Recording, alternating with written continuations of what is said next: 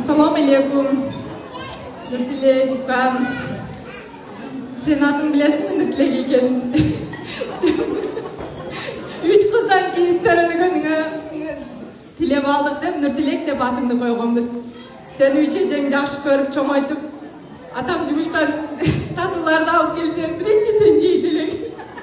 Ана сенден калса üçecек жейди. Ошол кезде жаш экенбиз.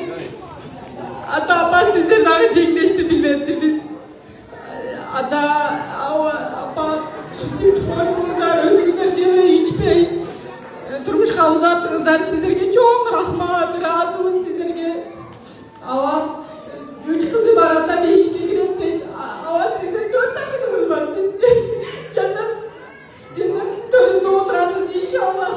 Ава ошондуктан Нуртилек сага айтарым, укам Айзада келиним, атам менен апамды жакшы карагыла, алардын дубасын алгыла.